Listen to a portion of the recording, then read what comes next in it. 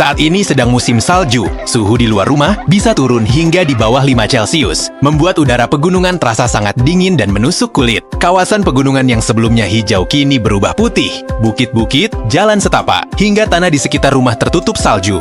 Pagi itu, salah satu adik Asya tetap harus mengambil air dari keran meski udara begitu menusuk. Kehidupan di pegunungan Nepal memang cukup berat, terutama saat musim dingin dan salju turun. Namun yang menarik, banyak warga di sana sudah terbiasa hidup dengan kondisi seperti itu sejak kecil. Walaupun cuaca ekstrim, mereka tetap menjalani aktivitas sehari-hari seperti biasa. Semakin lama, salju turun semakin deras. Kabut makin tebal dan udara pun terasa jauh lebih dingin.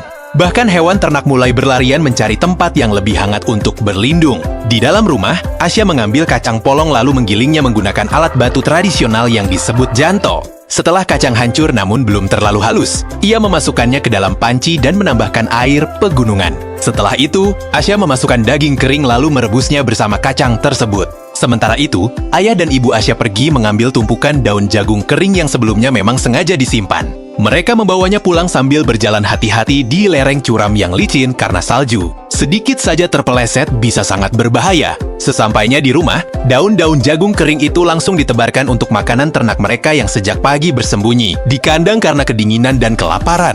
Di luar rumah, Asya kembali bermain bersama adik-adiknya. Mereka membentuk salju menjadi seperti kue ulang tahun sambil berpura-pura sedang merayakan pesta kecil. Meski hidup serba sederhana, mereka terlihat sangat bahagia sambil saling melempar salju dan tertawa bersama. Tak lama kemudian, masakan pun matang. Sebelum kembali beraktivitas, mereka harus mengisi perut terlebih dahulu dengan makanan hangat agar tubuh tetap kuat menghadapi udara dingin. Keluarga Asya tidak memelihara babi seperti banyak warga di daerah lain.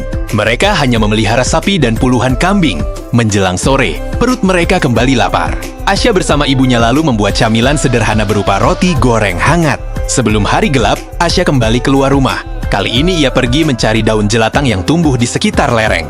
Malam pun tiba. Di dalam rumah, seluruh keluarga berkumpul sambil menunggu makan malam mereka, yaitu bubur daun jelatang yang sudah dimasak dengan berbagai bumbu dan rempah agar rasanya lebih lezat dan menghangatkan tubuh. Akhirnya mereka menutup malam itu dengan makan bersama. Sementara di luar rumah, udara semakin dingin. Semakin larut malam, suhu di pegunungan itu bahkan bisa turun hingga di bawah 0 derajat.